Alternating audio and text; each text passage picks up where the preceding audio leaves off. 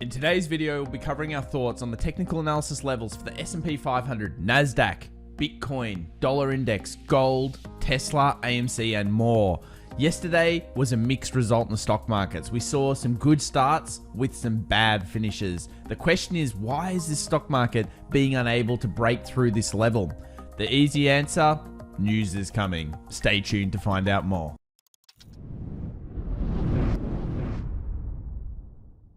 So let's begin by talking about our recap for the markets for June the 9th, 2021. And as soon as you look at this heat map here, you can see healthcare was the standout performer yesterday. And it's pretty much in line with what we've been talking about as a community. We've believed that healthcare was the rotational sector. It's coming through, and it seems to be coming through pretty strong. Let's have a look at yesterday's start. As per every day this week, great starts in the morning, followed by lackluster closes. And why is this? We have CPI data coming out in the US, and we're at near all-time peaks. So this means that we'll have to wait the news. Remember, sometimes the market will hit a key resistance or a key support just before news comes out, and it'll become abundantly clear as we do the technical analysis today. Russell was down the most, 0.67%, and the rest relatively flat throughout the session. Now, what was performing well? We had some defensives. We had utilities coming through. We had, of course, healthcare doing really well, 0.97, and one of my favorites, biotechnology sector, out in the lead early and continued for the rest of the day. The only bad sectors were the industrials, the financials,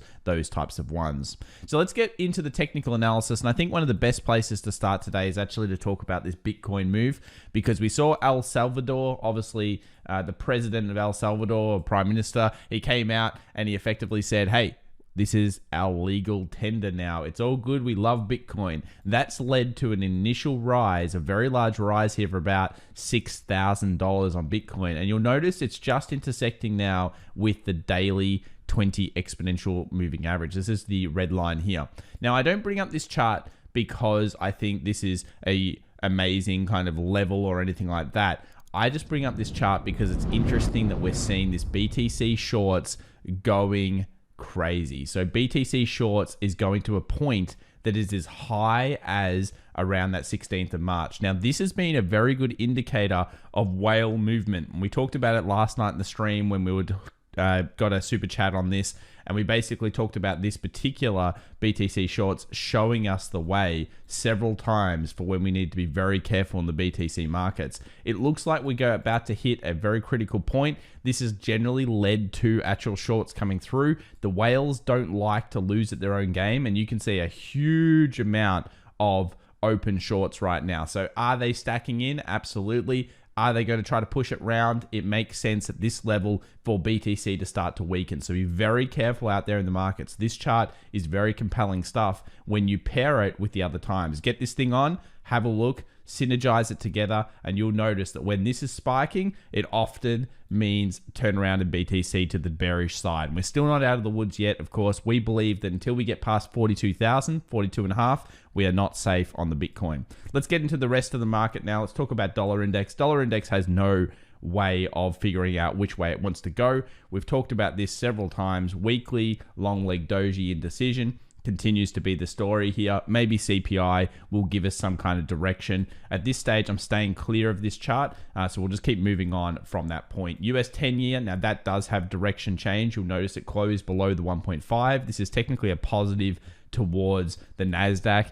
At least a lot of people see it that way. This is a descending triangle. At this stage, it looks like it should be able to continue to move lower to the 1.34. And as long as the CPI data hits up the right areas for Wall Street, probably like slightly bad news equals good news, that kind of scenario. Remember, we talked about before, really great news, not so good, slightly bad news, probably good for the markets, and really bad news is probably really bad. So as long as that stays stable around forecasts, then we should be able to continue to see this thing come on down, the markets to start to make new all-time highs, etc., etc., etc. So watch this 10-year yield. This will be a very big one for the next session. Let's move over to gold. Gold is hovering right around that level, that 1888, 1890. You can see it's trying to fail here.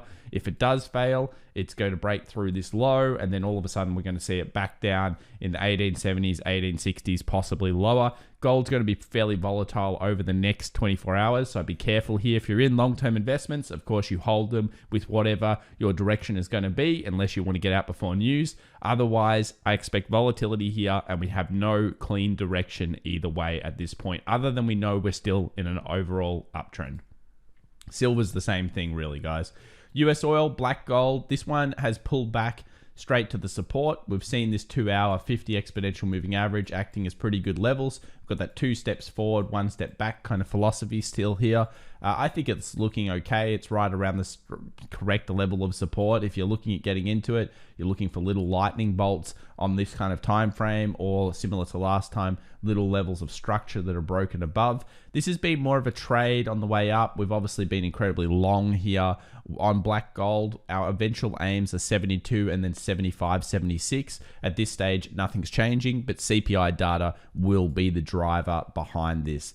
AMC fans, unfortunately, your movement is getting watered down. We saw CLOV yesterday go all the way up and then all the way back down to $16, $17 near the close.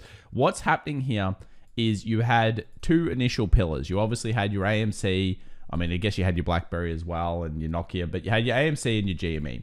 And we all know that there's only a certain amount of money to go around. Now, if the community gets fragmented and everyone goes chasing the next big thing, what's going to happen? It weakens the squeezes on the bigger ones, the 2 pillars, the AMC and the GME. And that's what we've seen so far. As COS, as Rocket, as Workhorse, CLOV, and every other one of these things, CLNE goes crazy.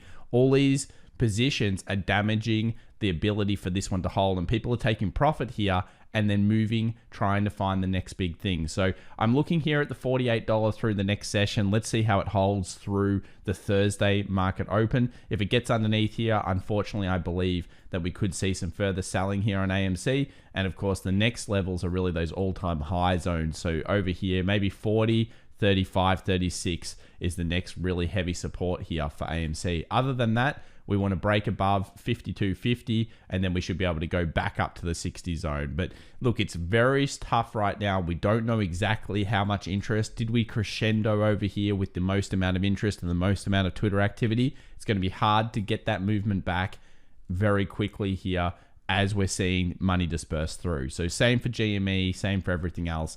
GME is probably the more solid pick right now just because of its price and the fact that it was actually down after hours. And it went down, I think, another 5% after the earnings. So it's kind of on like a longer term trend line and a few other things. And I think Roaring Kitty's getting involved in as well. So look, it's a gamble.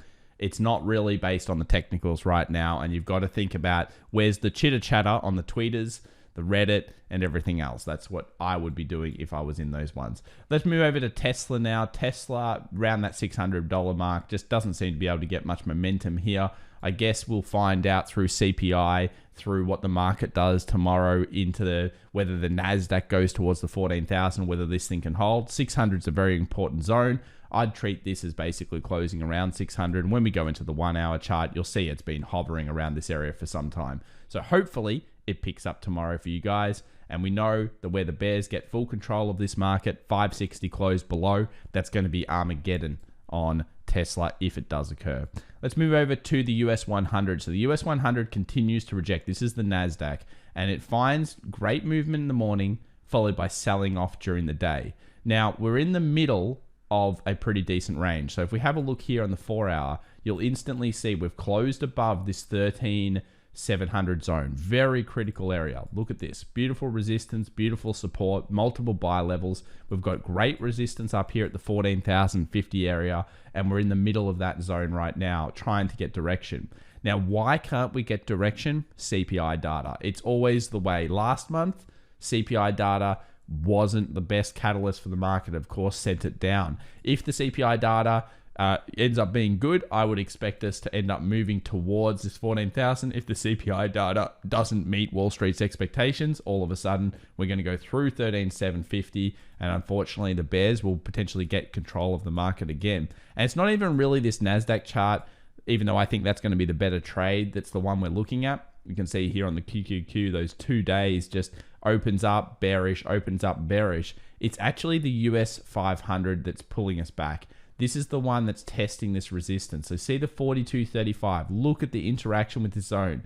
Test, test, test, test, test. We're right here awaiting the news at the critical point just like usual in these markets. It's always that exact critical point just before the market news comes out, and we will see very shortly what's going to go on. Guys, if you haven't already, please remember to subscribe. Of course, hit that like button if you enjoy the videos, and join us. We'll be covering the CPI data tonight, 1.5 hours early before the New York Open. It's going to be a big one. It's going to be very tumultuous, and we'll have to find out whether this US 500 can hold up. Remember, you need to get economic calendars. This is forexfactory.com, but you can use MarketWatch or anything else. Make sure you get your data. Make sure you're well aware of this red news before it comes out, and don't get stuck in scalps going into this kind of data and information. You can really bash your account around. We'll see you very soon, and thanks so much for watching. Bye for now.